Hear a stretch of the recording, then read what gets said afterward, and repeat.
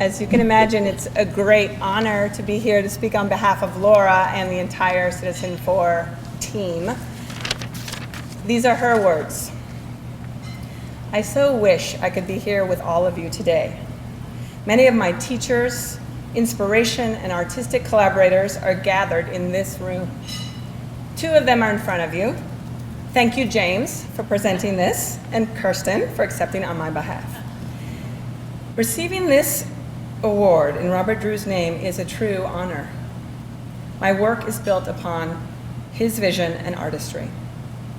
The only mistake that Robert, Penny, Leacock, and Albert made was not to document the process when they were creating this new form of nonfiction cinema.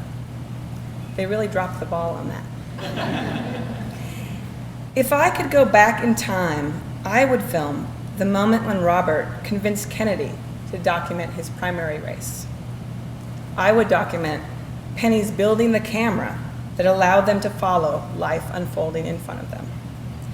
I would be there when they watched the rushes of Albert's legendary shot of Kennedy walking to the stage.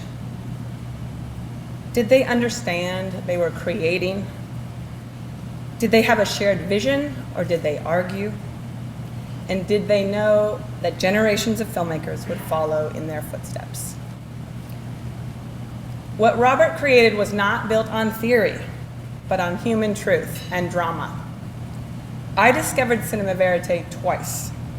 The first time as a viewer, then later holding a camera.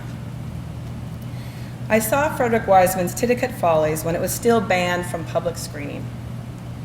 I will never forget the impact of seeing the brutal treatment of inmates on film. The potential of images to communicate human suffering is the reason the US government destroyed the videotapes of torture and waterboarding.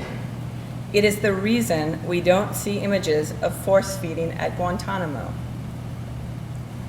My second introduction to cinema verite was as a filmmaker.